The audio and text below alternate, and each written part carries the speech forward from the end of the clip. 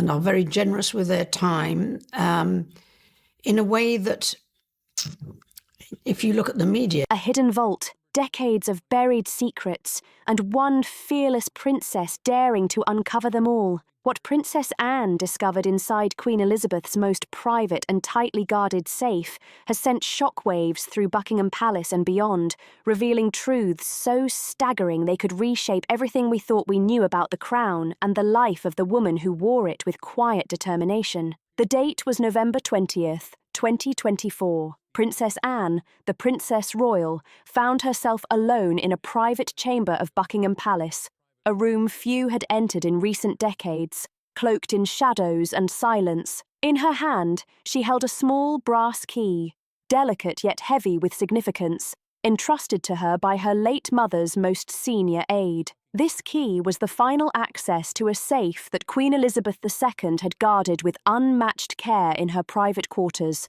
a stronghold of her deepest thoughts and most personal secrets. This safe had remained untouched since the Queen's passing in September of 2022, locked away from the public and even most members of the royal household. For over 2 years, its existence had been known to only a select handful of insiders. Palace officials had long debated whether to open it immediately after her death or to respect what seemed to be her mother's clear wishes for privacy, fearing that even the smallest misstep could tarnish her legacy. Ultimately, they decided to wait, allowing time to pass so that the initial shock, grief, and chaos following the Queen's passing could settle before confronting whatever mysteries lay within the safe. But now, with King Charles III deeply entrenched in his reign and the monarchy facing unprecedented scrutiny and questions about its relevance in modern times, the moment had arrived. Princess Anne, the Queen's only daughter,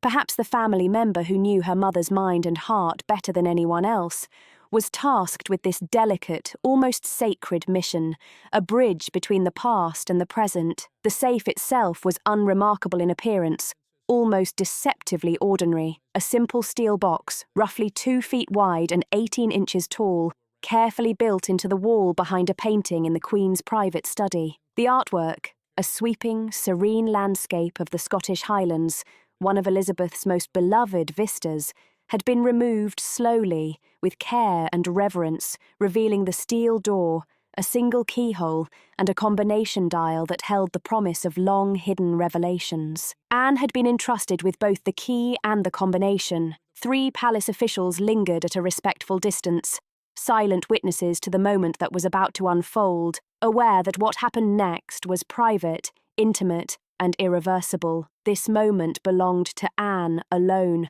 a quiet meeting between daughter and mother, past and present. As she inserted the key and turned it slowly, hearing the satisfying click of the lock, her pulse began to race, each heartbeat echoing the gravity of the moment. She could not know what she would find. Her mother had been a woman of extraordinary discretion, someone who carefully guarded her emotions, her thoughts, even from those who loved her most deeply. What had Elizabeth deemed worthy of being locked away? What truths had she wanted to preserve for a future moment when someone might understand? The safe door creaked open, revealing its contents, organized with the precision and meticulous care that had defined the Queen's life in every detail. Inside were multiple items, each carefully placed, a stack of leather-bound journals, their covers worn and softened by time, a sealed envelope adorned with the Queen's personal seal, several black-and-white photographs, a small wooden box, and beneath everything,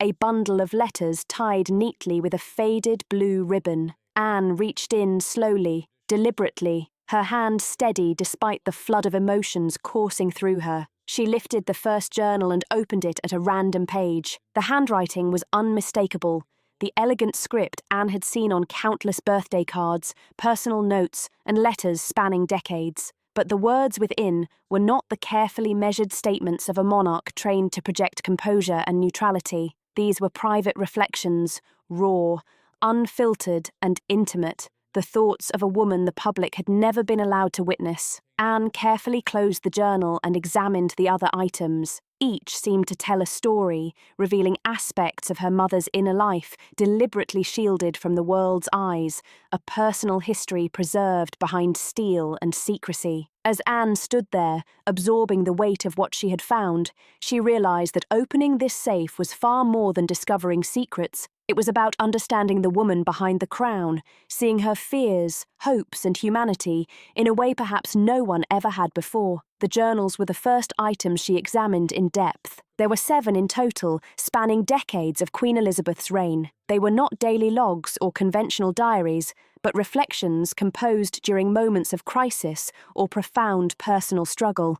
Times when the Queen had needed a private outlet, a place to pour out thoughts and emotions she could not share with anyone else, a space for honesty she could not afford in public. The earliest journal dated to 1952, the year of Elizabeth's accession to the throne after her father's death. The entries revealed a young woman grappling with staggering responsibility and deep grief. She wrote about the heavy burden of the crown and her own uncertainty about whether she could rise to the challenge, her self-doubt hidden behind the composure expected of a monarch. Despite years of preparation and instruction about the loneliness and isolation of royal life, she wrote about missing her father desperately, about questioning whether she could ever live up to his legacy, and about feeling utterly unprepared for a world that demanded perfection. These were not the polished words of the confident, composed monarch the public knew.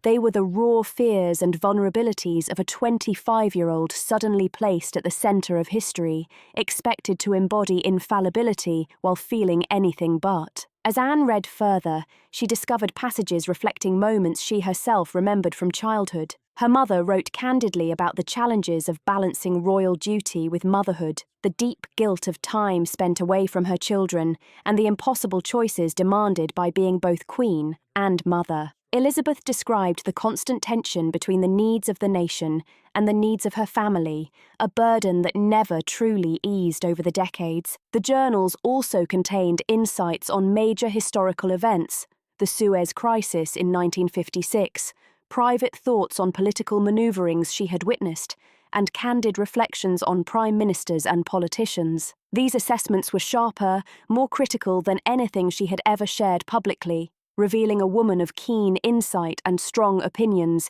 hidden beneath a mask of neutrality. Yet it was the sealed envelope that held perhaps the most startling revelations. Anne broke the wax seal with care. Inside were 2 documents. The first, a personal letter addressed to Anne herself, dated August 2022, just weeks before Elizabeth's passing. The Queen explained why she had locked these items away, emphasizing that her discretion had been deliberate, that the mysteries of her reign and life had been kept private for the preservation of both the monarchy and her own dignity. Elizabeth wrote that throughout her reign she had maintained the strictest public discretion, believing that the monarchy's strength depended on mystique and separation from ordinary human drama. But she also acknowledged the costs, her aloof public image, the perception of coldness, and the reality that very few people had ever truly understood the sacrifices and burdens of royal service. The letter expressed her hope that one day these private records might allow others to understand the human reality behind the crown, not to excuse mistakes, but to reveal that behind the crown was a woman who had tried her best under circumstances that were nearly impossible for anyone to comprehend. The second document was even more explosive. It recounted a security crisis from 1983, far more serious than the infamous Michael Fagan incident, involving a direct threat to young Princes William and Harry. The matter had been handled in absolute secrecy to prevent public panic, yet Elizabeth's account revealed the terror she experienced, sleepless nights, and the extraordinary precautions undertaken to safeguard the children, actions that had never been publicly acknowledged or praised. The photographs in the safe were equally revealing: private family moments, laughter shared with her children, tender exchanges with Prince Philip, and unguarded reactions during official events, all accompanied by handwritten notes revealing her true thoughts in those fleeting, intimate moments. The small wooden box contained personal mementos, a pressed flower from her wedding bouquet, a note from her father written shortly before his death, and a tiny pair of baby shoes that had belonged to Prince Charles. Each item represented a cherished memory Elizabeth had carefully preserved, fragments of a personal history she had kept separate from her public role, and treasured privately just as deeply as she had loved her family and fulfilled her duties as queen. Secrets of the crown, decades of untold stories, and the reason why Queen Elizabeth had locked these items away. All of it demanded understanding. To fully grasp what Elizabeth's life had been, we have to step back and see the impossible balance she maintained for more than 70 years. When Elizabeth became queen in 1952, the British monarchy still operated under the old Victorian ideals of royal mystique and distance, a world where the sovereign was meant to be untouchable, elevated above ordinary life, a symbol rather than a person with feelings or vulnerabilities. This approach had served the institution well under her father, George VI, whose dignity, patience and reserve had guided the nation through the horrors of World War II. But Elizabeth's reign would span an era unlike any before. The decline of the British Empire, the explosion of mass media, the birth of the internet, and ultimately the social media age, where privacy became nearly impossible, and the public's hunger for intimate details about famous figures was insatiable. Through all of it, Elizabeth maintained her trademark discretion, a shield of silence and measured distance. She gave remarkably few interviews. She never publicly shared her political opinions. She kept family challenges private, even when the world pressed harder than ever for personal scandal. This discretion was both her greatest strength and her most painful vulnerability. The journals Princess Anne had discovered revealed that Elizabeth's composure had never been effortless. It was a deliberate, repeated choice, one she recommitted to even when it caused her immense personal anguish. Entries from the turbulent 1990s, when Prince Charles and Princess Diana's marriage crumbled publicly, show just how agonizing this discretion could be. Elizabeth wrote of wanting to defend her son, to explain the complexities behind the headlines, yet believing that any public intervention on her part would make matters worse. She faced criticism for seeming cold, uncaring, or detached, though the journals reveal she was profoundly affected by the family upheaval, constrained by her role, unable to show her private grief or anger openly. The documents also shed light on pivotal decisions that defined her reign. They include detailed notes on why she initially delayed lowering the flag at Buckingham Palace to half-mast after Diana's death in 1997, a decision that caused public outrage. Elizabeth's private reflections show that the choice was not callous. It was steeped in protocol considerations and internal conflict, revealing a depth of emotional complexity far beyond what the public could see. She also reflected on allowing cameras into the royal family's lives for the 1969 documentary Royal Family, a decision she later regretted. She wrote about how it eroded the mystique essential to the monarchy, opening the door to relentless media intrusion, a precedent with consequences that would haunt the institution for decades. These papers show a monarch acutely aware of vulnerability, always calculating risks and living in constant fear that one misstep, one scandal, could bring the monarchy crashing down. The 1983 security incident, kept secret for decades, was documented in chilling detail. Elizabeth explained that the threat was not only to protect young William and Harry, but because public knowledge would have shaken confidence in the monarchy itself. She consulted with advisors, weighed national interest, and decided discretion was the safest course, even though it meant she could never publicly explain the security measures she had implemented. Through these documents, a portrait emerges of a woman perpetually balancing impossible demands, weighing competing priorities, and making high-stakes decisions without the luxury of full explanation or public understanding. These were not just historical accounts. They were glimpses into the inner life of a queen, someone carrying the weight of centuries while rarely, if ever, allowing herself a personal reprieve. The letters tied with the faded blue ribbon offered yet another side of the Queen. They were correspondence with family members, including exchanges with her sister, Princess Margaret. Publicly, their relationship had been portrayed as tense or distant, with Margaret's rebellious nature making headlines. But privately, the letters show deep affection, understanding, and mutual support. Elizabeth shared her doubts, fears, and insecurities.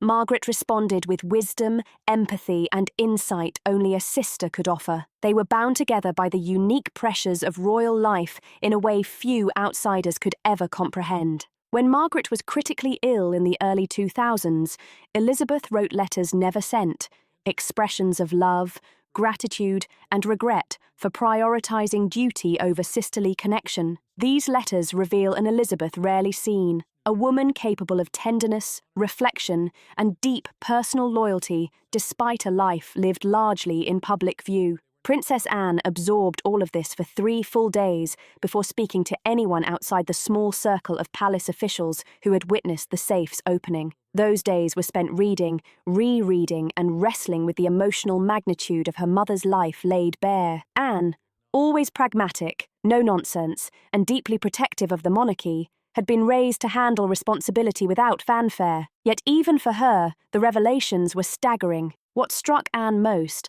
was not simply the content, but the profound loneliness reflected throughout. Elizabeth had been surrounded by staff, advisors, family, and the machinery of state for her entire adult life, yet the documents revealed a woman who felt fundamentally alone, carrying the weight of the crown without relief, unable to confide fully even in those she loved. Anne realized she had never fully understood the cost her mother had paid for her disciplined, stoic approach to monarchy. She had imagined Elizabeth as unwavering and almost untouchable, but these writings revealed a queen who struggled deeply, choosing to bear her burdens in private rather than share them with the world. The personal letter to Anne weighed heavily on her mind. In it, Elizabeth entrusted Anne with the responsibility of deciding what, if anything, should be done with these materials. She wrote that the documents might help others understand the realities of royal service, but she also warned that their release could stir controversy,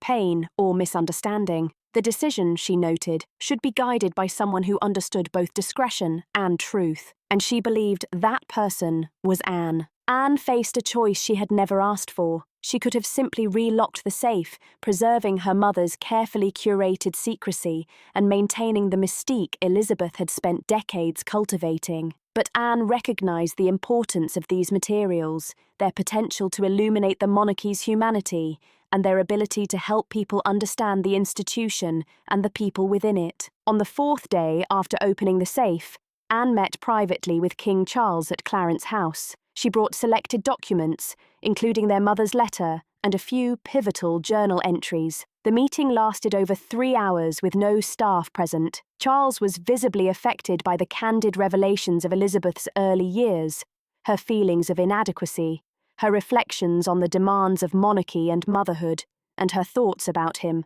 offering insight he had never received directly from his mother. The siblings discussed what should be done. Charles recognized Anne's dilemma as guardian of both truth and discretion. They debated transparency versus privacy, duty versus emotion, and what Elizabeth would have truly wanted in an era she could not have anticipated. No final decision was reached that day, but they agreed on key principles. Nothing would be released immediately. The family would have input on future actions, and every choice would honor Elizabeth's memory and the monarchy's stability. In the following weeks, Anne shared portions of the safe's contents with senior family members. Reactions varied. Prince Edward marveled at historical insights.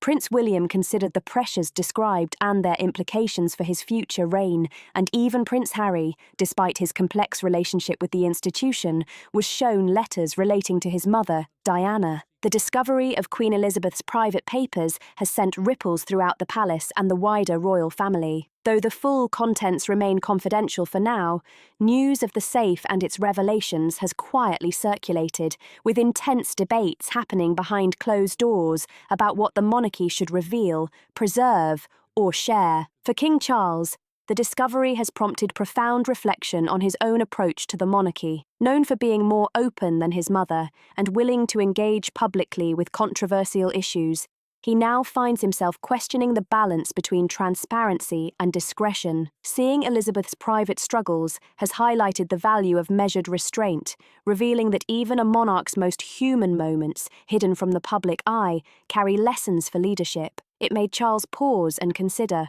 Perhaps some things are better held close, even in a world that demands openness. At the same time, the documents validated several of Charles's long-held convictions. He has consistently argued that the monarchy must evolve and adapt to remain relevant. Reading his mother's reflections on the costs of discretion reinforced his belief that change is essential for himself, for Prince William, and for the future of the institution. Her private words underscored that the pressures Elizabeth bore were not abstract or ceremonial. They were deeply personal, shaping every decision she made as both queen and mother. The discovery has been particularly illuminating. The journals reveal Elizabeth's earliest thoughts about her reign, the immense responsibilities thrust upon her at a young age, and the loneliness inherent in her role. William recognizes these challenges as the very ones he will confront in time, and having insight into how his grandmother navigated fear,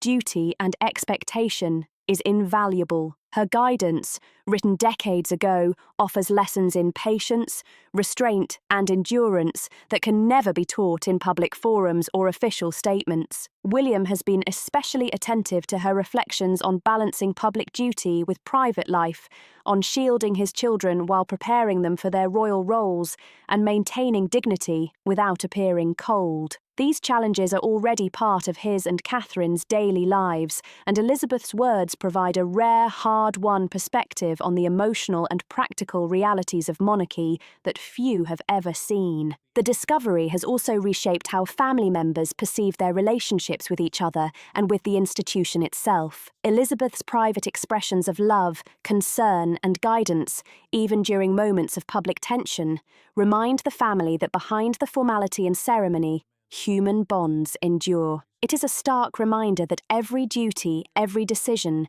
is intertwined with deeply personal stakes and enduring emotions. Princess Anne has assumed a unique role as the guardian of these materials, wielding influence with care and prudence. She balances preserving her mother's memory with the responsibility to honor the truth these documents reveal. Anne has also had to navigate sensitive questions from palace staff and advisors about whether any of the material could affect current royal operations, security protocols, or public perception. The detailed account of the 1983 security breach, for example, prompted a comprehensive review to ensure that lessons from that incident are fully incorporated into present practices. Within the broader palace establishment, the discovery has ignited debates about privacy, transparency, and the monarchy's role in an age of heightened public scrutiny. Some advisors argue that the strategic release of select materials could humanize the institution and foster public empathy. Others insist that Elizabeth's privacy,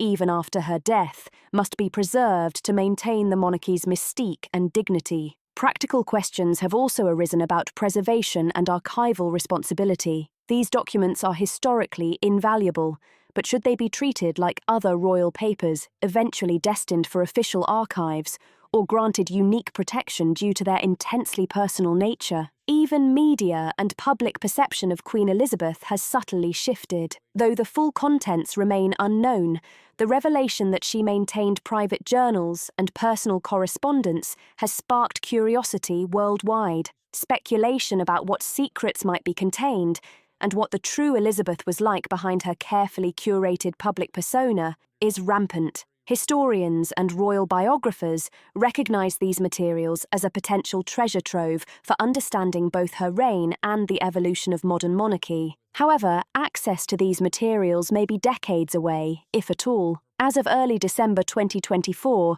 the safe's contents remain known only to Princess Anne, King Charles, and a select group of senior royals and trusted palace officials. No final decision has been made about if, when, or how any of it will be made public. Princess Anne continues to serve as the primary guardian, ensuring that the documents are properly preserved and stored securely, separate from the royal archives. She periodically reviews the contents, sometimes uncovering new insights or connections she may have missed during earlier readings. King Charles has indicated support for the eventual limited release of some materials, but only after many years. He believes his mother's reflections could educate future generations on the nature of monarchy and royal service, but only if released with careful context and at a time when they will not spark unnecessary controversy or distress. There is ongoing discussion about commissioning a comprehensive biography of Queen Elizabeth based on these private materials. Such a project would take years